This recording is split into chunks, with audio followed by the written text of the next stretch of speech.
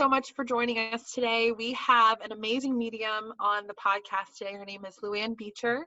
She is someone that is really special to me. She is actually the first medium I ever went to, somebody who I look up to, and I always say, I want to be like Lou when I grow up. You know, be careful what you wish for.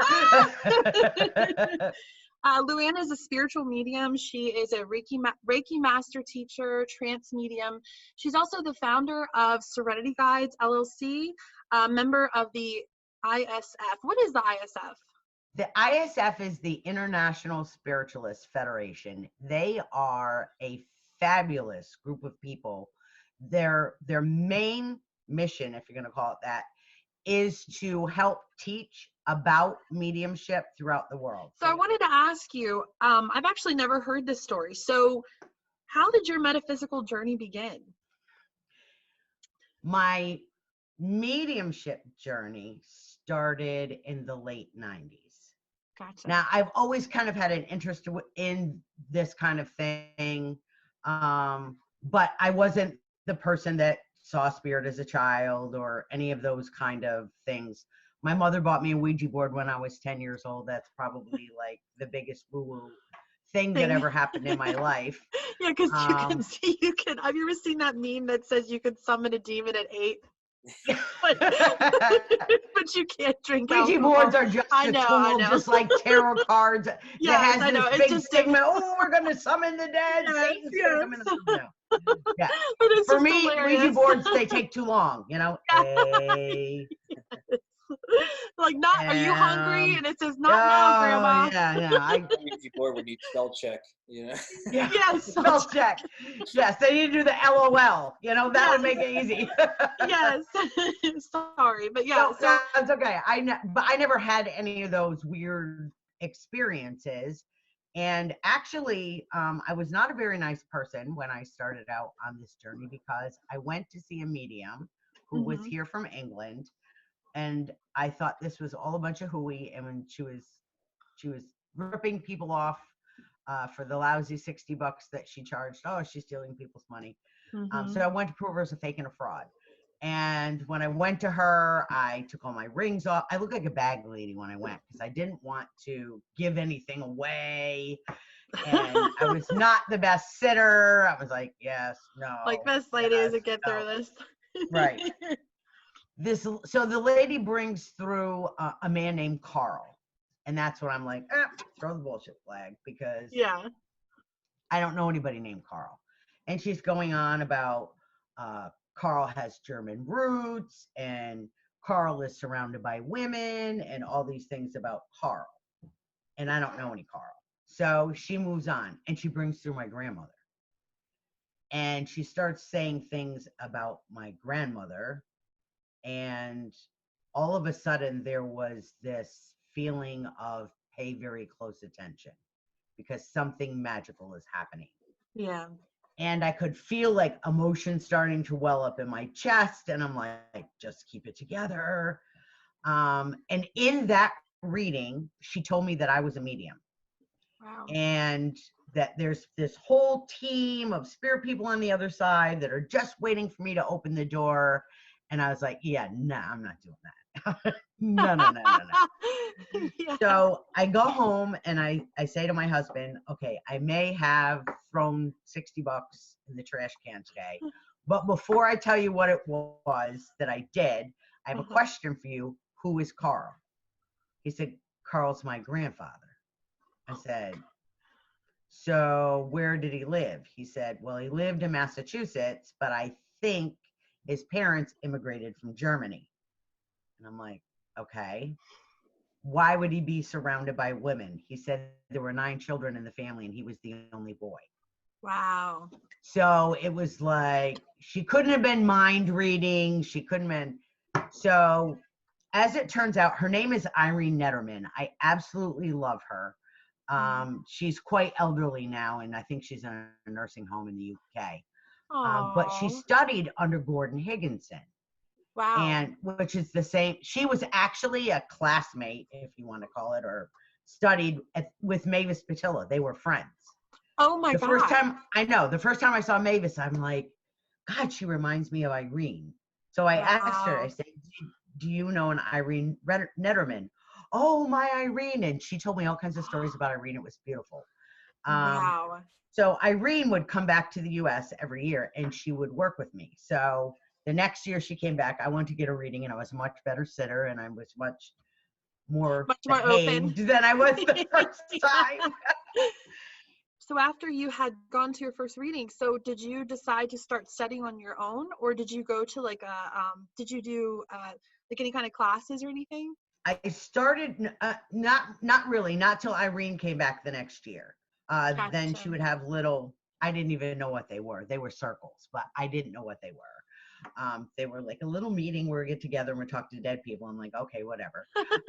Spirit circle. But I'll tell you what I did do is I started reading Sylvia Brown books. Oh my gosh. I know. And we were just talking about And that. something about what she was writing about shifted something in me because there was a belief system inside of me about spirit and what happens when we die and all that kind of stuff that she started to put words to things that I didn't even really understand. They were just feelings. And it really kind of made me think, oh, maybe this stuff is for real. And I don't want to do it for other people, but I would really like to connect with, at that time, my mother had passed away. So it's like, I would like to connect with my grandparents. I'd like to connect with my mom. And that's why when I started working with Irene, I said, well, I don't want to do this for other people. I just want to do it for me so that I can connect with my people. And Irene said, the door's either open or it's closed. And once you open the door, you don't know where it's going to lead. And who could have guessed over 20 years later, the direction my life would have taken?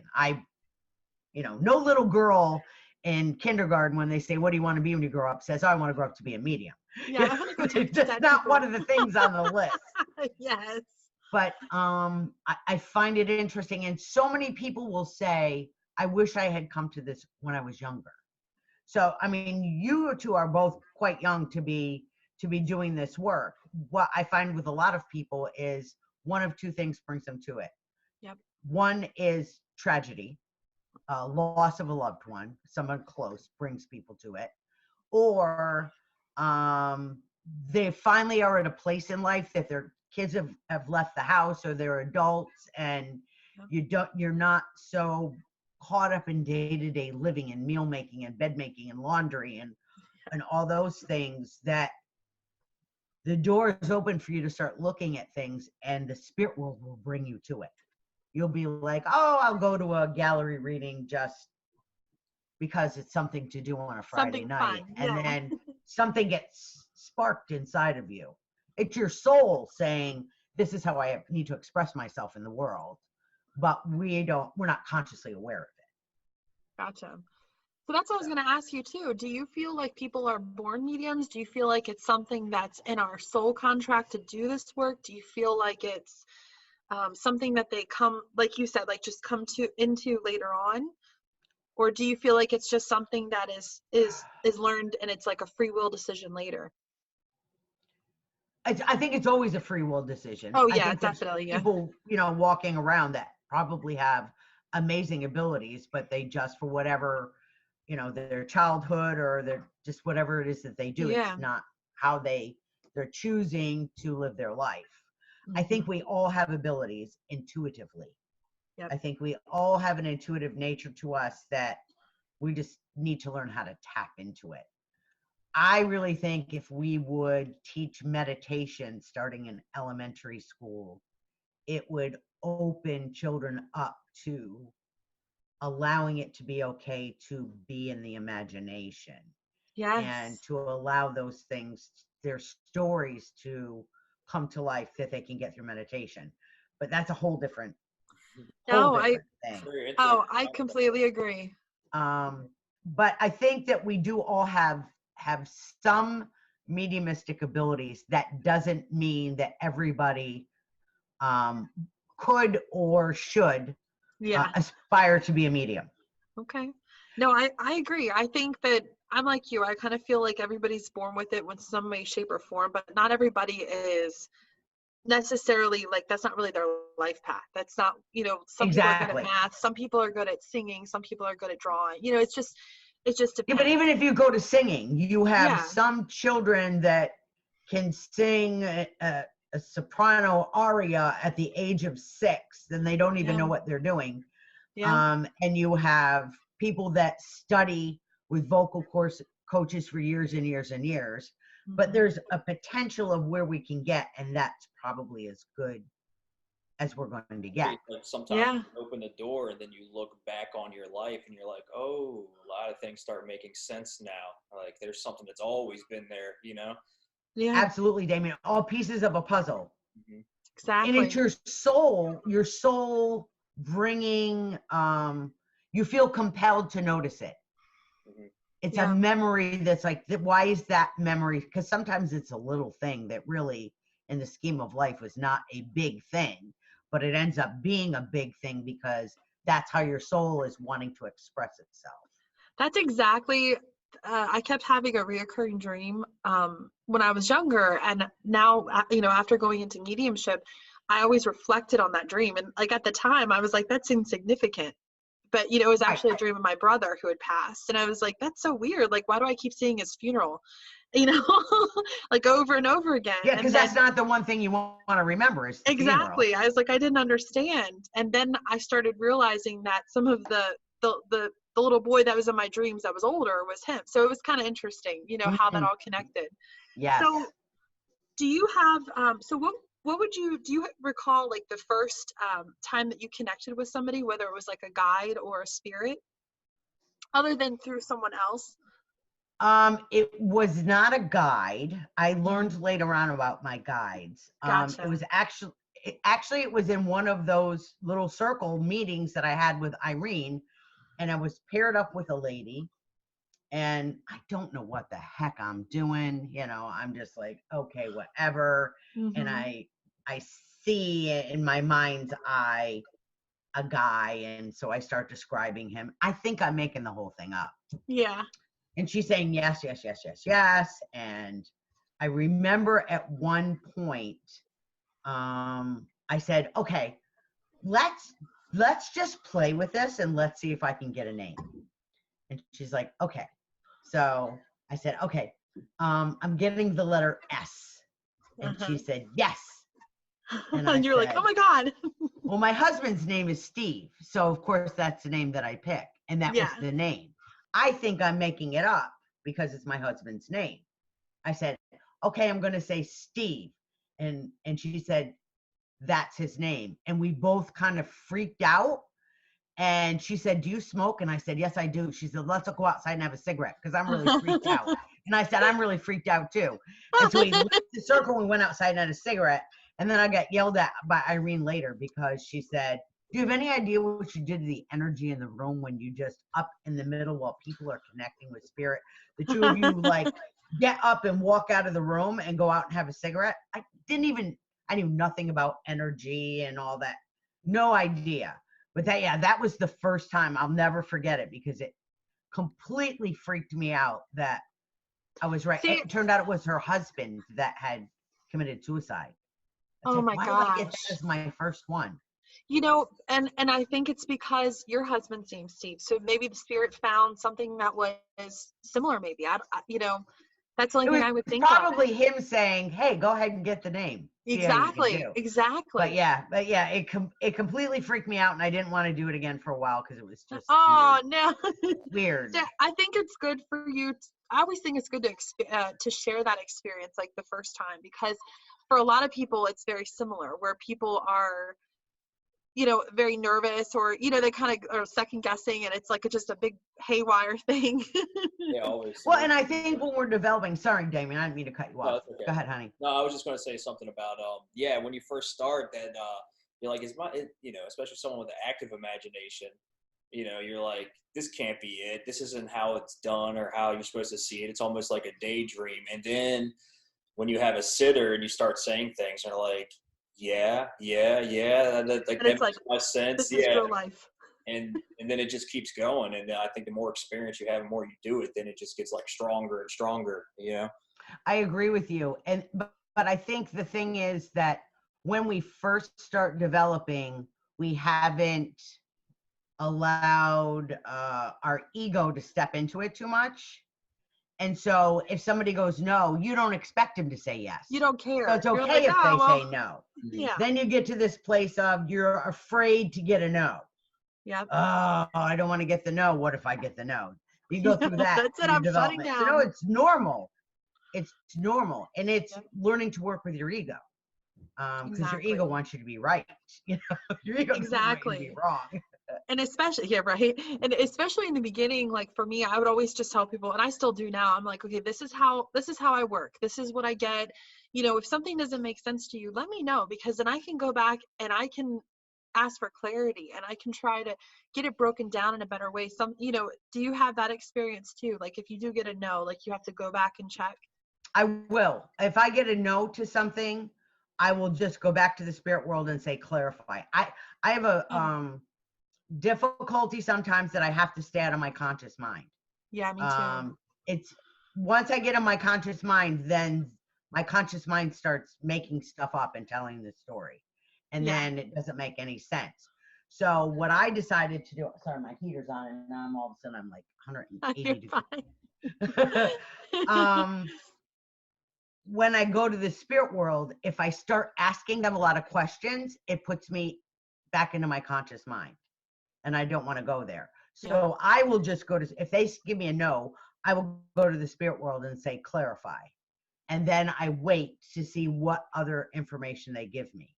Sometimes it clears up whatever it is. I misinterpret it. Normally when it's a no, either the sitter is not on the same thinking wavelength that we are. Or that was a weird way of putting that. But no, but I get what you're saying though. Like they know the answer to it, but they're just not looking. Yeah, they're not able, and I call it reading brain too, because it's like sometimes when I'm getting a reading, I'm like, oh yeah, hold on, what? Like I'm over here thinking something else. But that's why it's good to always like record. I always tell people to record, because then you can listen later, you know, and then maybe that message will understand later. It's funny that you bring up the ego and like the no, because going through my mentorship, they would actively do that purposely. Like when we were doing something like in there, and you just as an exercise to trust your intuition, we would just do the exercise where they're looking at you stone faced, like, no, everything you say, no, just because it's like, well, my intuition is really telling me yes, you know?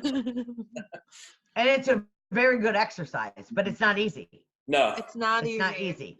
Yeah. Especially if you were, the way that we're raised really defines a lot of how we step into this and what we have to work through. That's why it's not an easy, I know there's a book out there, Mediumship for Dummies, but you know, that really can't learn mediumship from a book. You can't. Because we all come into it with different things from our childhood, and what happens in our childhood really defines the way that we think. So we have to be willing to look at what we believe and then maybe change that.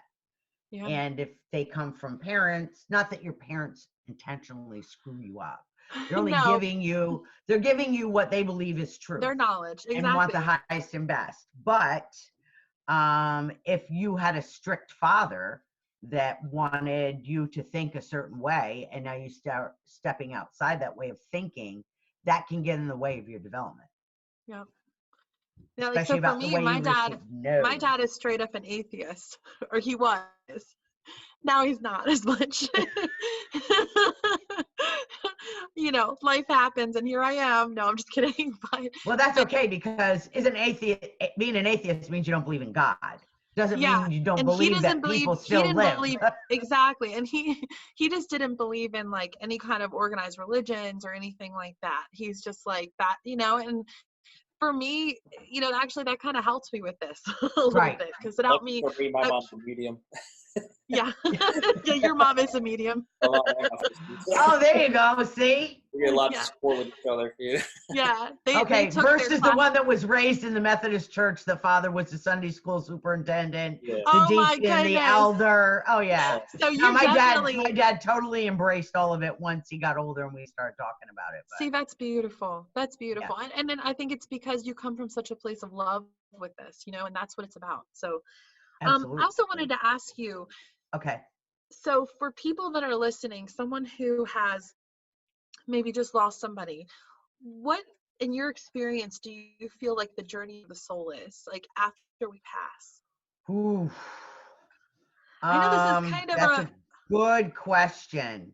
like in where we Um, go, because I always felt that it was something with like they've shown me like classrooms and like different things like that, but I was more so thinking like when someone first passes, they have their loved ones that come and get them. I believe that.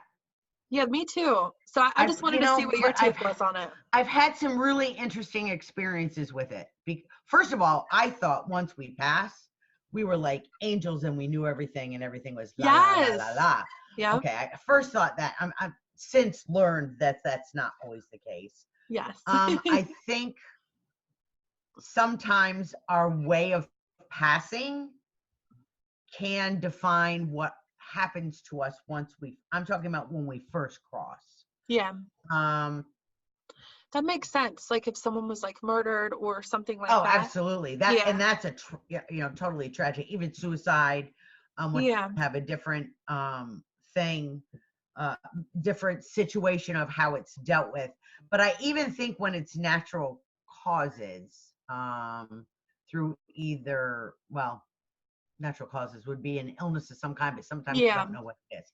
I think a sudden and unexpected passing that's not an accident, such as a massive heart attack in your sleep, that you go to Yeah. bed and you just never wake up. And that's what we say as people. Oh my God, you know how I want to pass? I want to go to sleep and I just don't want to wake up and I don't ever know what happened. Exactly.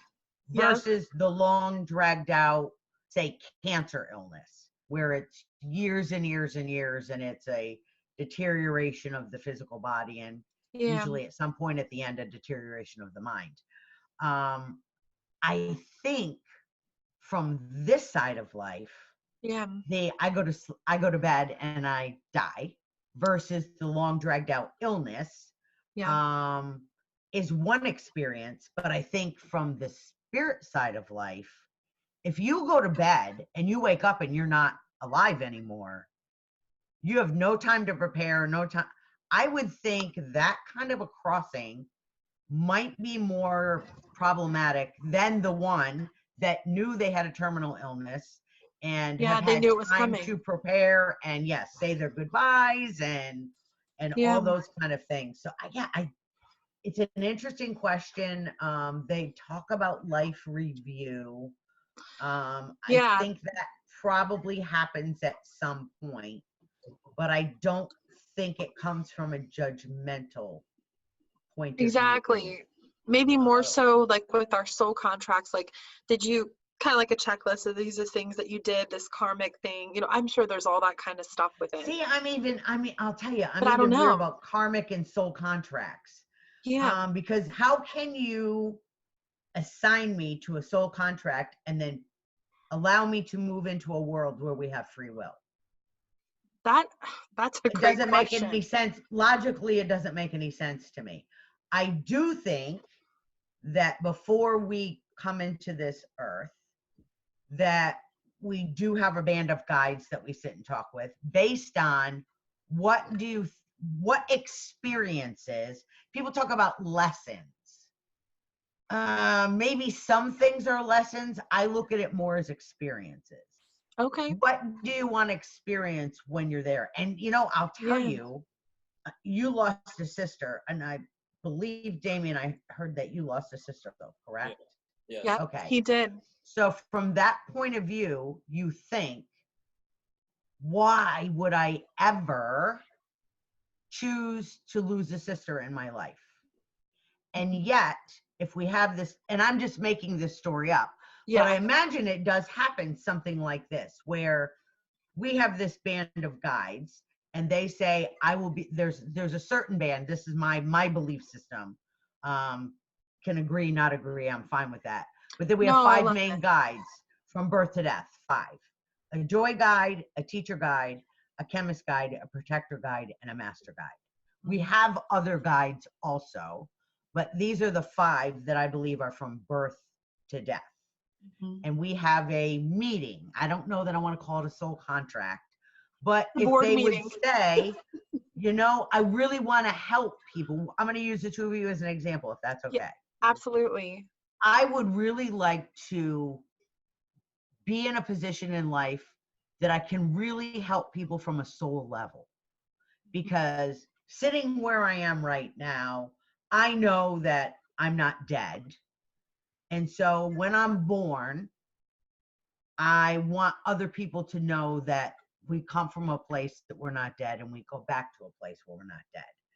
And so your counsel might say, well, how would you come into that? How would you come into that wanting to be a spiritual person and help people in that way? And what would that look like?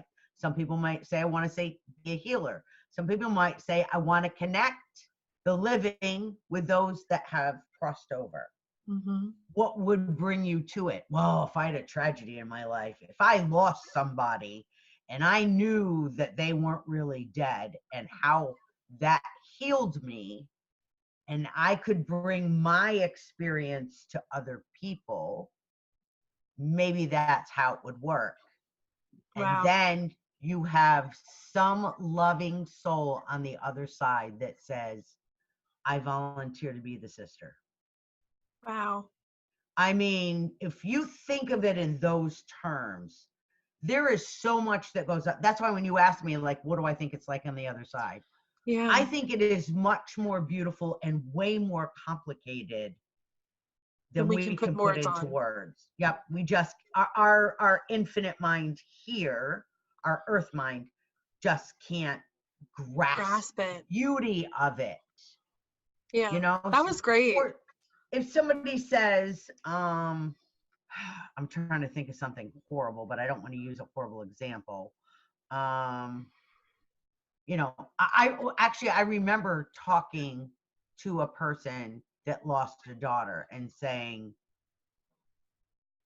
I'm not saying that you can, you know, you said, you know, I want to lose a child, but maybe your life's purpose that would spur you to be. And she said, I would never have asked to lose my daughter. Never.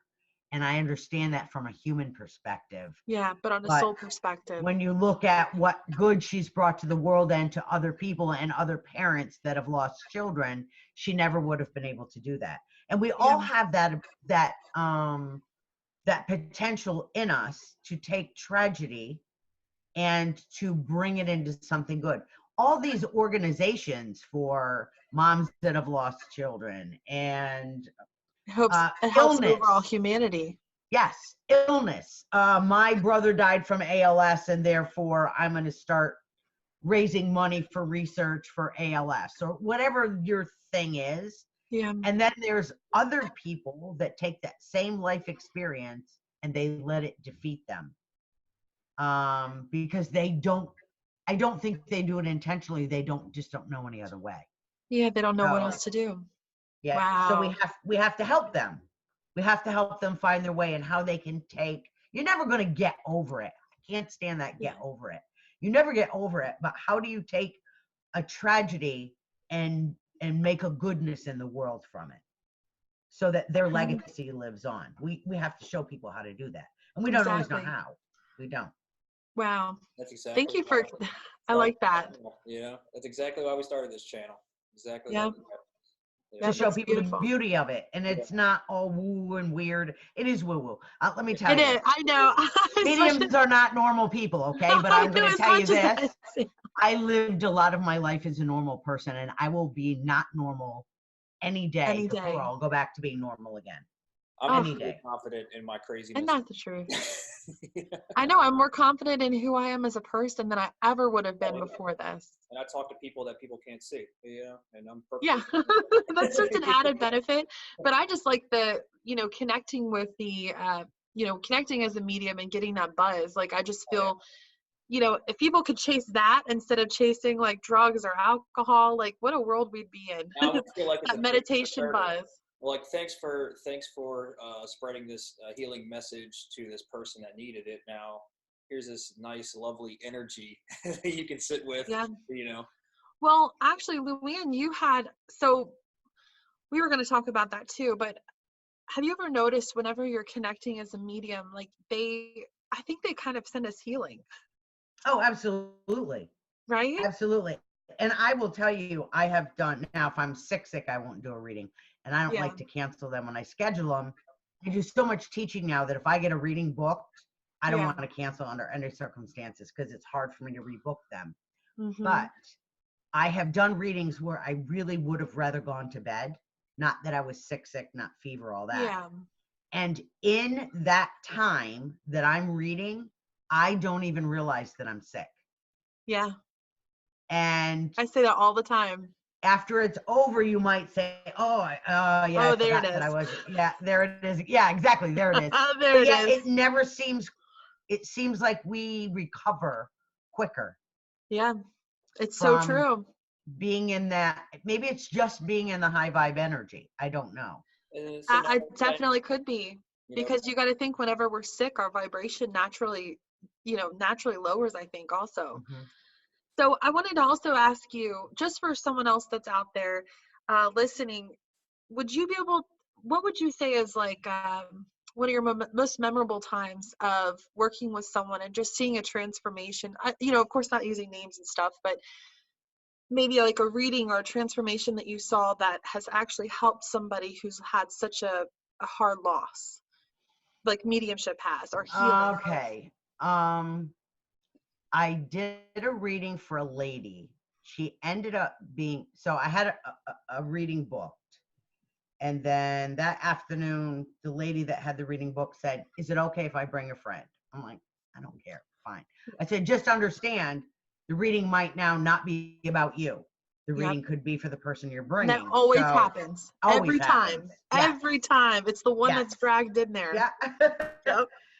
So the two ladies come and I did a reading and I brought through the lady's son. And with enough evidence that she knew for sure that it was her son. And I was not a very good medium that day. Thank God my daughter was in the room with me when I was reading, because she literally dropped to the floor sobbing. Oh, And man. I'm just connecting with her son. I don't even realize she's on the floor. Wow. And I'm Oh, like, my and you would understand, and you wouldn't understand. And I can hear Beth going, "Mom, God. Mom, Come Mom, back here. Come back here, Mom. give her a minute." And I realized Oh, she's really sobbing. But she thanked me for profusely at the end. And I thought, oh, that was lovely to connect good mom reading. Yeah. and son again. Then 6 months later, I got a phone call from this lady, and she said, "I have to share something with you because I think you need to know." She told me that she was suicidal, that she missed her son so much that she was going to end her life so that she could be with him again. And Wow. that having connected with him through the mediumship reading, she realized that her son was fine and that Wow. he would not want her to kill herself to be with him. He wants her to live her life because he continues to live and experience family things through her. Yeah. And she said, "I decided I was going to live for me and I was going to live for him, and I wasn't going to take my life." So I said at that point, if I never did another reading again, the fact that she was going to kill herself and decided not to. And I'm so glad she shared that with me. It was a beautiful reading. I don't really even remember a lot of the specifics of it. It was a boy that drowned. I remember that, but I don't remember a lot of it. But the how phone beautiful call, is that? Yes, the phone call of her telling me I'm not going to kill myself because of that reading, that I will Made it never all worth forget. it. I will never forget that as long as I live. I think, So that, especially with moms, like I've done a lot of work with moms, and a lot of it's because I think the way that I got into it was because of my stepmom, and just watching her go from being this kind of like bubbly, outgoing person, and then the loss of her daughter, just she was in such a dark, dark place. And her going and seeing you changed that for her. And I was like, wow, I mean, if I could somehow, if I could help people that way, I mean, I would love to just do that. I mean, if I could just help people just to show them that their child's okay, that's worth it in the end, but wow, that was amazing. So I also wanted to ask you, so your goal initially with mediumship, just starting out there and wanting did to I have do a readings. goal? Yeah, right. I know. I'm like, what's your goal? You have to have a goal. What is that? You don't have to have a goal, but what would you say your goal is now? Like now that you have, I know that you do a lot of teaching, and I've taken your classes before, and your classes are amazing. By the way, Thank you're you. an amazing teacher. So, would you say that your goal is?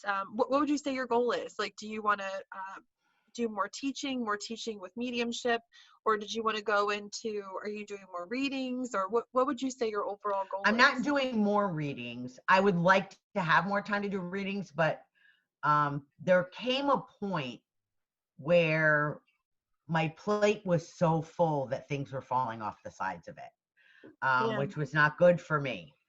And so I was doing teaching 3 nights a week. And on the Saturday mornings, I was doing teaching, and I was trying to run a center, and I was trying to do all these readings. And it came to a point where I had to prioritize. And so I sat with Spirit and said, where am I of most use for people, and more importantly, for the spirit world? Yeah. And they told me teaching. Teach from a place of soul. That's what I love about your mediumship teaching, is just it's always from the soul, and treating them like they are people, which a They lot of people are don't. people. They're Yes. people. They're still people. It's Yes, it's the they are. simplest key to all of this. I think that sometimes is often not even meaning to overlooked. That don't, like we talked about earlier. It's just a lot of mediums, myself included, I get into that habit of, okay, evidence, evidence, evidence. And then I'm like, wait a minute, that's not even, they don't care. They want to establish who they are, yes. But what they really want to talk about is, I miss you. I was here during this, or, I miss this memory of us. You said this to me at the end, and this was really what helped me cross over. This is what helped my journey, so. Absolutely. And you taught me that. So thank you. You're welcome. The evidence is Definitely. important in establishing who it is the Absolutely. communicator is. But once that's happened, let them talk. Yeah. Damien was saying that's how he does his mediumship, and I love that. Yeah. And it's not even intentionally, I just forget. Oh, there's rules for mediumship? Oh, right. I don't follow rules. I just Exactly. in my head and just like, here, just play the projector. Yeah, that's exactly it. I always say, like, I have a blank canvas, let's just do this, even if it takes a minute, Mm-hmm. So I also wanted to ask you about, there's a lot of people aren't aware of this, but there's different kinds of mediumship. So there is the spiritual, and then they're connecting, the way that we're discussing, but there's also the trance mediumship. And I just wanted to see if you would like to expand on that, the different kinds, and what kind that you're also drawn into as well. Okay, so I'm going to say there's 3 kinds of mediumship, only just not to make it complicated. Yeah. Other people will say there's other terms and all that. I'm for the sake of right now, I'm going to call mental mediumship, where you go to a medium, they're awake, they're alert, they know what's going on, they're connecting with spirit, they're giving you evidence, and you're having a conversation with spirit, and you're like the interpreter. Mm-hmm. So the spirit talks to you, you take the information, you give it to the sitter, and that's mental mediumship, the way that we normally see it. John Edward, Teresa Caputo, the Long Island medium, all those TV mediums. I'm going to call that mental mediumship. Then there is trance mediumship. Trance mediumship is going into a deeper altered state. So in mental mediumship, you're in an altered state, but you're aware of the room that you're in and all that. In trance, you may be aware, but you may go even into a deeper state where you're unaware. And so when we're doing mental mediumship, we're blending with spirit so that we feel the essence of them and can relay that to the sitter. When you're going and doing trance, and I can only speak from my own experience, the blending is deeper to the point that they may overshadow you. And what I mean by overshadow is their personality, and things about them, including their mind, may overshadow your mind. And that would be trance mediumship. Then there's physical mediumship. That's a whole nother thing altogether. And that's like we were talking about. Like the ectoplasm and stuff? That could be ectoplasm, can be, doesn't always have to be. Anything that's physical. Yeah, that makes that sense. more than one person sees or hears it. So it can't be like you're sitting there and there's a flash in the corner of the room and one person sees it. If 6 people are sitting in the room and a bunch of people see a flash in the corner of the room and there's no logical explanation for it, there's a wonderful spirit artist by the name of Coral Ryder, and she always says, I love Coral Ryder. I do too. Look to the normal before you consider the paranormal. I love that. So, I feel a breeze. And then I love that with people. It's like, I could feel spirit. I could feel the breeze. And then you look and there's a heater right above where they're sitting. I feel the temperature in the room getting cooler, and it's summertime and the air conditioning's on. It's like always look, people want it to be spiritual, paranormal so desperately, but let's not make it something that it's not, because then when it's genuine, it's a miracle. It's magic. Beautiful. I don't mean magic in the sleight of hand magic. I mean like magical. It's magical. So that's physical mediumship. I mean, there's a whole thing on. Yes, it can be ectoplasm. It can be a port. It can be levitation. But a table tipping. Is table tipping considered that as well, or is that table tipping is physical mediumship? Yes, but it has to be witnessed by more than one, and it is not. It's not subjective. It's not in the mind. It's objective. You see it, you hear it, you feel it, you physically feel it. Gotcha. And that's generally if you're doing physical mediumship, which there's very few. I was going to say, I don't know too many people that actually do it. I believe like in the 1800s, that was like a big thing, like towards the end, correct? Like that's when it was documented. Yeah, starting in the mid 1800s, shortly after the Fox sisters in 1848 had the rappings in Hydesville, New York, which was the start of modern spiritualism. It was shortly after that physical phenomena started happening. So the rappings would be physical phenomena. What is that? The rappings? Tapping, knocking. They did like almost like a Morse code, only they would use it wasn't the Morse code, it was the alphabet. And they would be like, go through the alphabet, A, B, C, D, E, F, G. Oh, G. Okay, first letter's G. You hear the knock on G. Gotcha. And then at some point, someone was spirit did that. It wasn't my fingers on the table. Yeah. Yeah. And then at some point, someone was like, "Oh wait, I can hear him in my head." I'm just kidding. Yeah. Let's quit the show. Let's just listen. Yeah. So physical phenomena is a whole different thing. Physical mediums are born. They are born with a body ability to either produce ectoplasm or to have transfiguration as physical mediumship. That is something you are born with. Wow. You either have it or you don't. Gotcha. That's my understanding of it. I don't believe that there's any way to develop into a physical medium. No, so that makes sense. It's like that's like a physical body part almost. It is. It uses the energy and parts in the human body, cells, to produce the ectoplasm. It also uses the energy of and things from people, from what I understand, like anything that you wouldn't use, dead skin cells, dandruff, whatever it Wow. is, to help produce the ectoplasm. How long have you been doing trance mediumship for? I lose track of when we started, but I believe it's 4 years that I've been sitting for trance mediumship. So that's once a week, pretty much So every with week. with trance mediumship, is it, I've heard before that it's a lot of times to connect with maybe people from the past that maybe do this. Is it similar to mental mediumship, like if you go to a medium and you want to connect to a loved one, or do people do it more so for knowledge? Does that make sense? Or is it kind of like whatever I'm you want to do? going to say yes to both. Okay. Yes, it can be done to bring through evidence of loved ones in spirit.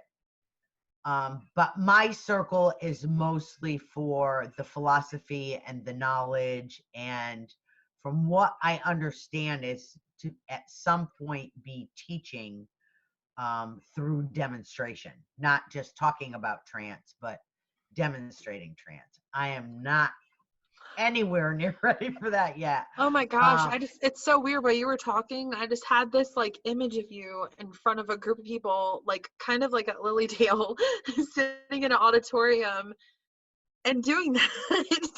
yeah, That's bizarre. yeah, Teaching it. that scares that idea scares me like crazy right now. But you know, who know? I don't know where it's headed. I don't. I do know that the person that I work with in spirit has put me in situations where Kind of to push you, huh? A little bit. pushed me into it. I will give you an example. There's a fabulous medium from the UK by the name of Chris Connolly.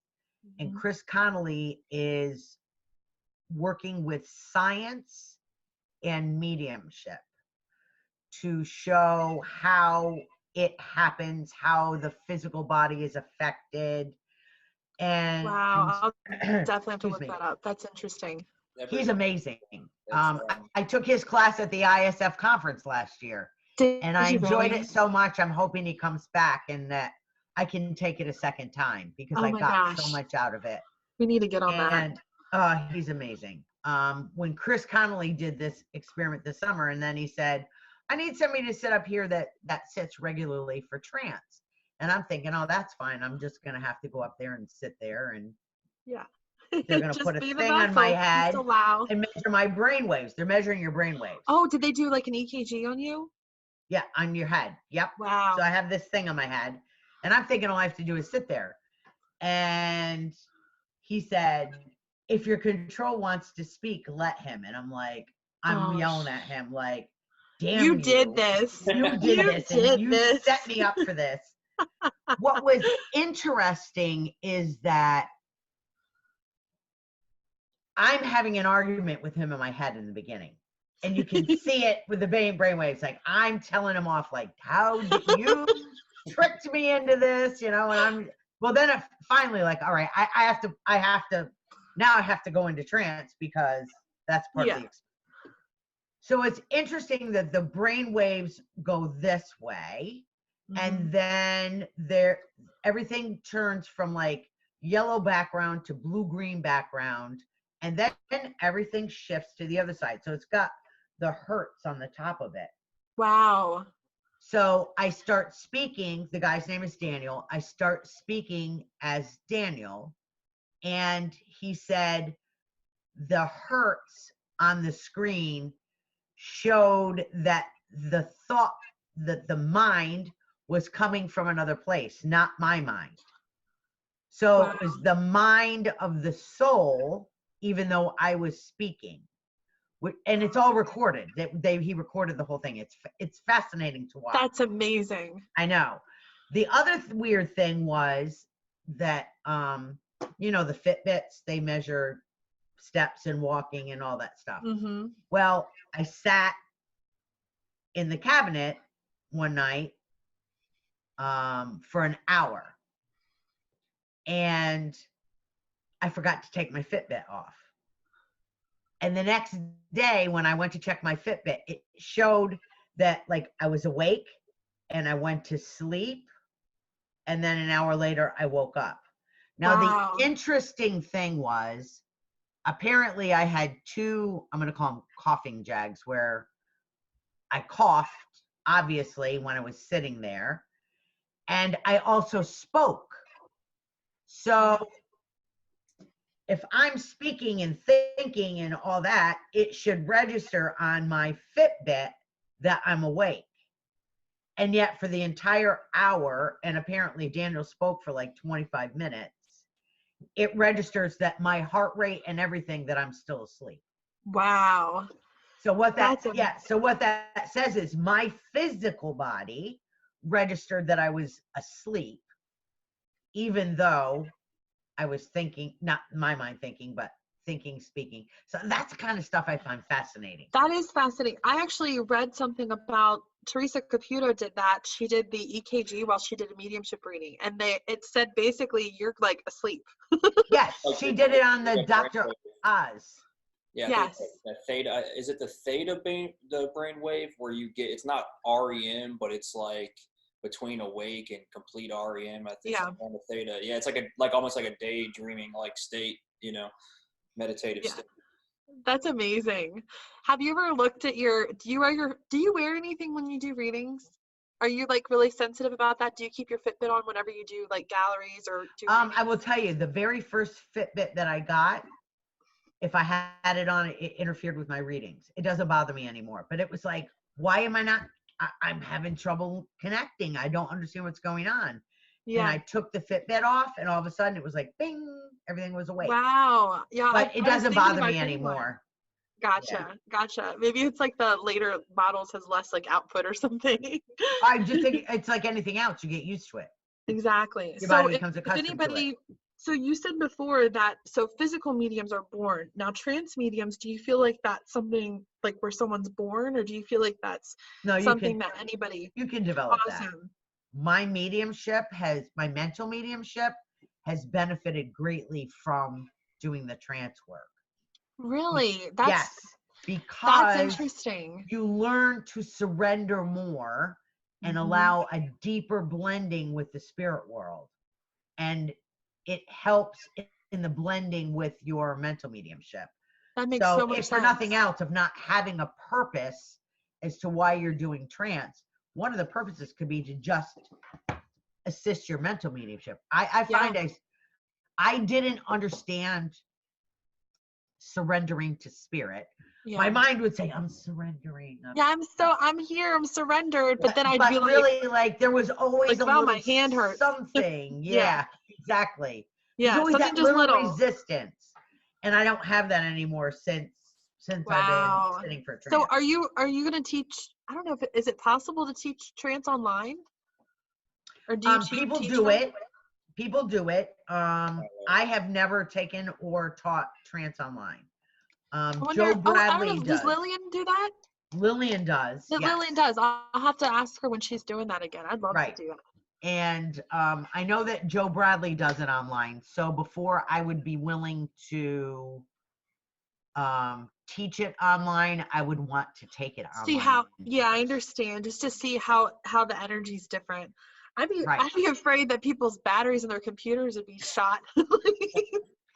I think my biggest concern, not that there's any danger to trance mediumship, except that you should be in a quiet space. The door should be locked, not because anything bad's going to happen, but somebody, if you're, a lot of people will sit, because the smaller the space, I feel the more you can feel the energy. So a lot of people will sit in their shower and pull the curtain closed. Because it's a small confined space. Oh, that makes sense. If you don't have the bathroom door locked and somebody comes in and flicks on the light, you're in a deep altered state, it can be quite traumatic to your body to come out of it like that. Yeah, I could see that. That makes sense. And so teaching it online, I don't have the ability to make sure that everybody has put themselves in a safe space. Or if something startling like that happens, I'm not there to talk them through it. We're there. to like let them know everything is okay. So that's kind of my Yeah, I understand that. Definitely. I really want to learn more about trance mediumship. I'm just like a dork though. I just want to learn, I try to be really good at one thing, but then I like to learn as much as I can, because there's so many different things out there, Right. The thing is, trance is one of those things that you can learn about it and experiment with it, but if you really want to develop it, Probably have to do you it all the need to time. find a group of people to sit regularly every week. That makes sense. Or every other week to start, whatever. Yeah. I think we should make a powwow, guys. I'm down. Yeah, I'm down for that. We got a couple people we could do that with. Yeah. Absolutely. Yeah, definitely. So I wanted to just ask one more thing. So if there's anybody listening that is going through a hard time, somebody that is, recently had a hard loss or something like that, what kind of message do you have for them as far as life after death? Ooh, that's a tough one. I know that's such a general blanket statement, but I know it's very specific. I'm going to be honest with you. I don't know that there's any words that can ease anyone's grief. Yeah. I don't think it's something that we get over. I don't find anything about it scary or bad. I will tell you, there's different points of view about what happens when we die, different situations with spirit. I've never, in the 20 years that I've been working with mediumship, encountered what I would consider an evil spirit. So I don't want anybody, the first thing would be your loved one is not gone somewhere evil. They're not in hell. Because oftentimes it'll be like, are they with other family members? If you believe in heaven and hell, are they in hell or did they make it to heaven? They've gone home. And home cannot be bad. We know what home feels like in our heart when it's a good home. Now, some homes are not feel good, but I think most people will say that there's been a point in their life that they live someplace, even if it's with themselves, where when they walked into their house, it was home and it felt safe. And that's where your loved one is. And they're not far away from you. They can still see you. They can communicate, but they don't have a mouth anymore. So you can't hear them. They are beautiful soul energy on the other side. Now, with that being said, I will tell you, we sat in a class where they said, what do you look like when you're on the other side? And the lady said, oh, we're wisps of colored light. And I was like, I don't want my mother in spirit to be a wisp of colored light. I want her to be my mom. Exactly. Okay?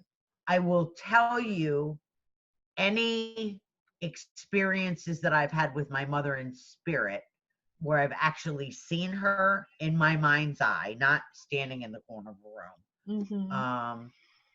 She's been her. Younger version of her, but her.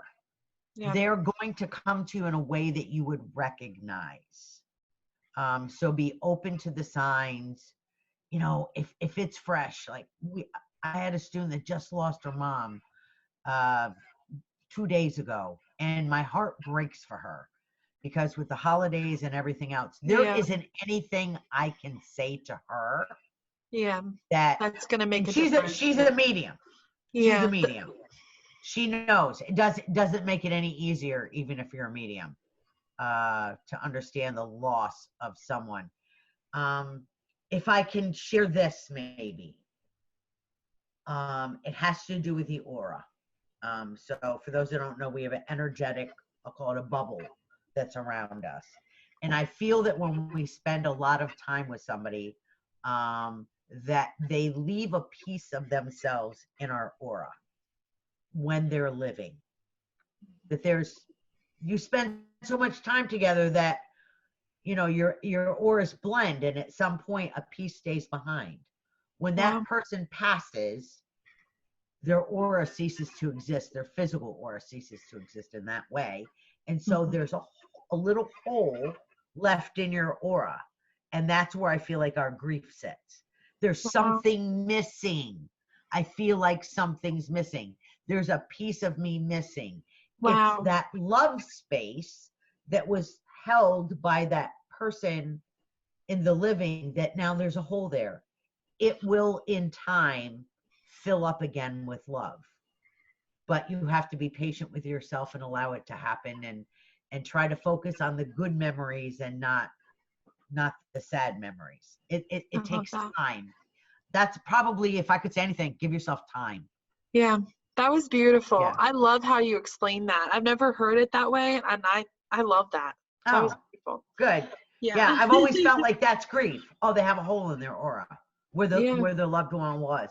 And that's why I also feel that the loss of a child to a mother is the most difficult, because not only was the person in their aura, the person was in their body. Exactly. So that, to me, has to leave a bigger hole, a bigger grief space.